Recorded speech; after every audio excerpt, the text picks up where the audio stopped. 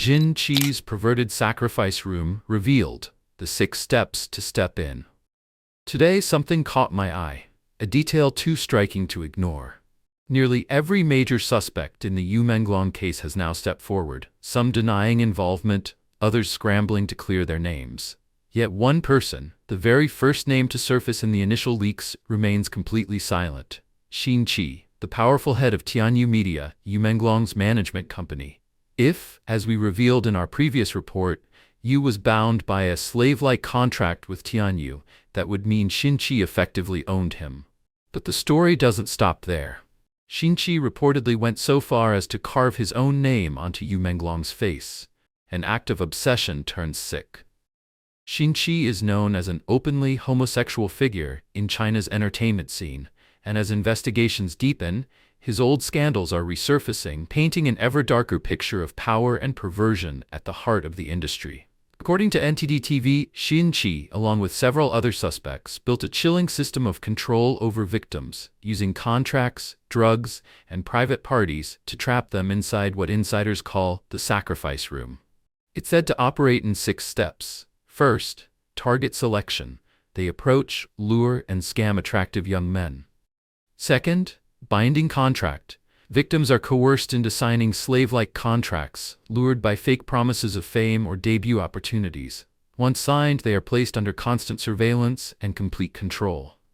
Third, party entrapment. New recruits are taken to illicit private parties involving drugs and assault. Fourth, sacrifice to investors. Fifth, pleasure for higher-ups. Sixth, control and punishment. If anyone dares to resist, they're beaten, assaulted, drugged, isolated, and completely cut off from the outside world. And the more these slaves offered up, the more they were rewarded, with money, exposure, film roles, variety shows, concert slots, even company shares under their own names as fake shareholders. The horrifying truth is, this isn't a rumor or an exaggeration. It's what these monsters are doing every single day. Before we move on, I just want to share something real quick. YouTube hasn't been recommending our channel much lately, so if you've made it this far, drop this icon in the comments. It really helps us beat the algorithm. You can also find it in the description below if you want to copy it easily. Together, we can get past the censorship and let more people see the truth. Tian Hairong versus her nephew, Xin Qi, fighting over Yu Menglong. Xin Qi was born on September 13, 1991. He entered the film and entertainment industry in 2011, working in entertainment marketing, talent management, and film production planning. His aunt, the so-called capital tycoon Tian Hairong, is an actress, while his biological mother is Tian Hairong. But it's his father's identity that has fueled speculation. Some claim Xin Qi is the illegitimate son of CCP Politburo Standing Committee member Kai Qi. Others say he's the son of Xin Baoan, a senior executive at State Grid Corporation of China. Some insist his father is Xin Jie, a businessman from Hubei province, while a few even allege that he's a distant relative of Xi Jinping. None of these claims have been verified, but one thing is clear. Xin Qi's background is powerful. Powerful enough that people are constantly protecting him, cleaning up his scandals, and covering his tracks. Xin Qi has long been a collaborator of red-haired film director Cheng Qingsong. His aunt Tian Hairong and Cheng have been close partners for over 2 decades. Tian's husband was Xu Ming, the billionaire owner of Dalian Shide Group, best known as the financial backer of former Chongqing Party Secretary Bo Xilai. In 2005, Forbes ranked Xu Ming as China's 8th richest man. But Xu Ming died mysteriously in prison, reportedly silenced for knowing too many secrets. After his death, Tian Hairong inherited 13 billion yuan, roughly $1.8 billion, instantly becoming a wealthy capitalist widow. According to insiders, by the age of 22, Xin Qi already controlled more than 400 million yuan, about $56 million. His focus? Hunting male artists and laundering money through the entertainment world. Xin Qi reportedly owns hundreds of companies. In 2015, he registered firms in almost every imaginable field: entertainment, weapons, home furnishings, medical devices, agriculture, and more.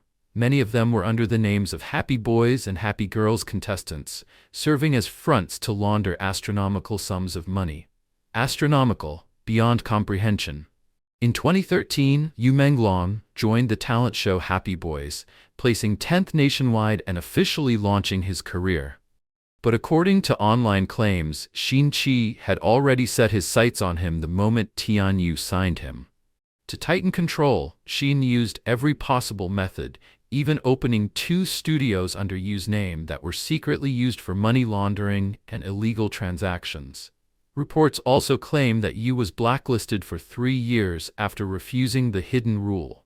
Demands of a female capital tycoon, believed to be none other than Tian Hairong, Xin Qi's own aunt. An aunt and her male nephew going after the same man? It's sick just thinking about it. Some netizens recalled that back in 2013, during Happy Boys, the rumors tarnishing Yu Menglong's reputation were likely orchestrated by Xin Qi and Tian. They first smeared him, then pretended to be his saviors, gaining his trust and pushing him to sign the contract. Xin Qi was only 21 at the time, yet already so despicable, shameless, and ruthless.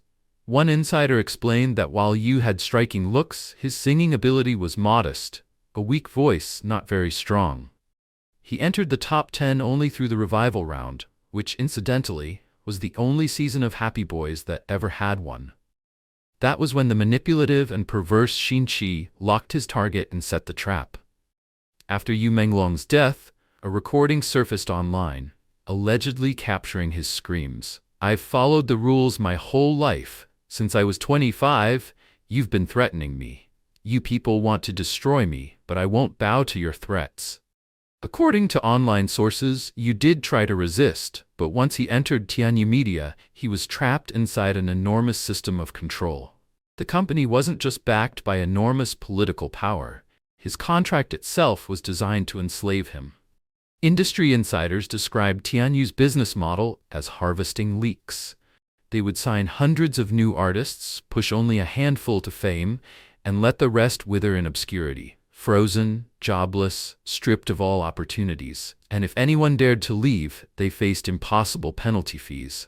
For Yu, who came from an ordinary family, it was nothing short of a modern-day slavery contract, a trap with no way out. If he had obeyed, if he had accepted being a slave, Yu Menglong could have been a superstar. Obedience equals fame, it's that simple. But Yu refused. His defiance enraged those in power, and they tortured, beat, humiliated, and ultimately killed him. In this filthy, chaotic world, Yu Menglong once cried out, "Born human, yet treated like a lamb, led to slaughter." I believe Yu Menglong's fate reflects the fate of hundreds of millions of ordinary Chinese, all bound by a demonic contract with the Chinese Communist Party. From the moment they raised their fists and swore loyalty, they vowed to sacrifice everything, even their own lives, for the party. That oath, once spoken, becomes a lifelong curse, chaining their destiny to it. The party exploits, crushes, and drains its people to feed the greed of those in power, who in turn continue to bleed the nation dry. It leaves you too afraid to speak, and even if you dared, there is nowhere to be heard. You're locked behind the great firewall, your mind filled with propaganda, deception, and brainwashing, until you end up praising the very system that enslaves you. You dare to speak out? They silence you, then harvest your organs while you're still alive. Your family dares to speak out? They silence them too. Multiple remains found in Dalian mountains, silence from police. Concerning the crime of organ harvesting, villagers in Dalian City, Liaoning Province, have recently revealed chilling details. Remains of unknown origin have been repeatedly discovered, scattered across the nearby mountains.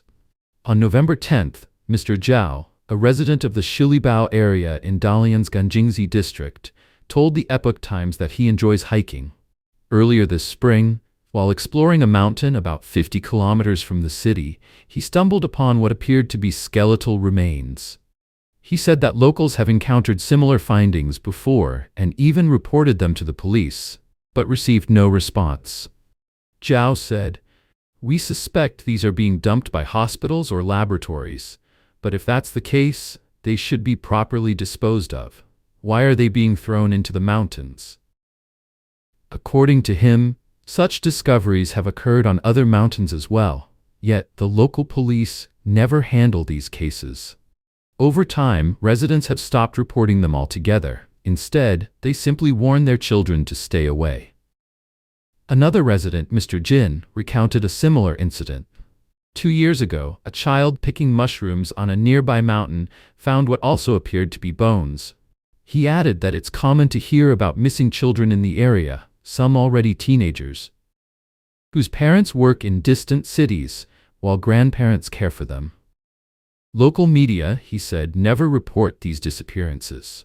When reporters reached out to the authorities, an official from the Shilibao town government claimed to be unaware of the situation, while a police officer on duty stated that no police report has been filed. Several residents also recalled that years ago, there had been a body processing plant in Dalian, a facility that produced plasticized human specimens. This matches the information we reported earlier. After the CCP launched its persecution of Falun Gong in July 1999, Bo Xilai, then the party secretary of Dalian, approved the establishment of this body processing plant in 2004. It became the world's largest plastination factory at the time, handling, preserving, and processing thousands of corpses each year, which were then exported for global exhibitions. According to previous media reports, Dalian was one of the first cities in China to carry out large-scale live organ harvesting of Falun Gong practitioners. Around the same time, a specimen industry emerged, reportedly tied directly to those organ harvesting operations. Both of these horrific industries were said to have been overseen by Bo Xilai and his wife, Gu Kailai. There is nothing the Chinese Communist Party would not dare to do, only horrors so extreme that ordinary people can dare not to imagine them. Its crimes have crossed every boundary of humanity. And when that day finally comes, when the party collapses under the weight of its own evil, it will not fall alone. It will drag down with it all those who once raised their fists and swore to give their lives for it. That is why the Tuodine movement, also called the Three Withdrawals, was born. Its purpose is to awaken the Chinese people, help them see the party's true evil nature, and withdraw from the CCP and all its affiliated organizations to reclaim their freedom and their future. To our viewers, especially those in mainland China, or anyone who has ever joined the CCP, the Communist Youth League, or the Young Pioneers, you can complete the 3 withdrawals by visiting global.tuidang.org, clicking Quit the CCP Now, and following the instructions. Then came a shocking note that the Xinhua news agency director left for his family before his death. Xinhua news agency chief's final note to his family: don't give blood. Today, commentator Su Xiaohe dropped a revelation that sent chills down the spine. He spoke about Lin Jibo, the director of Xinhua news agency's Gansu branch, one of the most powerful mouthpieces of the Chinese Communist Party. According to Su, Lin wasn't just another bureaucrat. He was among those who groomed a new generation of 50-cent propagandists, the force driving China's digital censorship machine after Xi Jinping rose to power. Commentator Su Xiaohe said that, according to the information he received, Lin Jibo is believed to have died during the Wuhan virus outbreak. But what stunned everyone was what came next. Before his death, Lin Jibo left his wife a handwritten note saying, "Take care of the child, do not donate blood. Do not have blood tests, do not have physical examinations, be careful of being tissue-matched." Tissue-matched is a medical term used in organ transplantation. To Su, this message revealed everything. With his rank as a provincial-level Xinhua director, Lin knew the regime's deepest, darkest secrets. That China has turned organ transplantation into an industry, a source of revenue, a diplomatic weapon, and a tool of political control.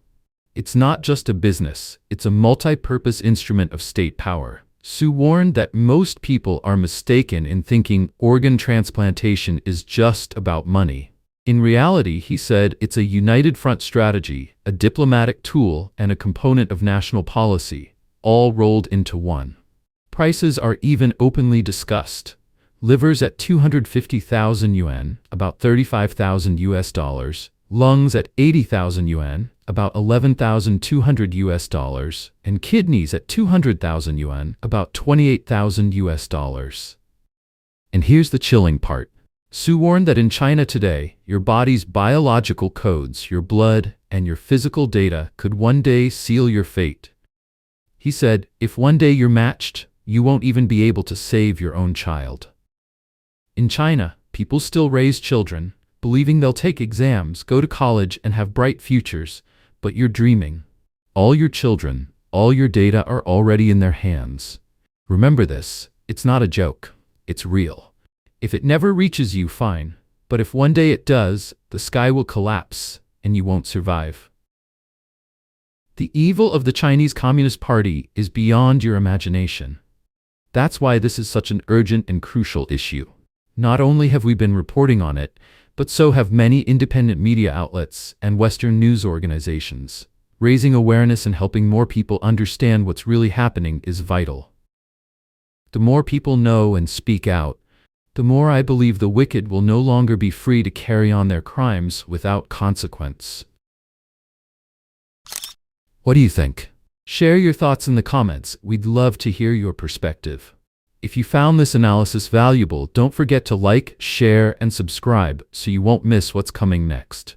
Thanks for watching, and we'll see you in the next episode.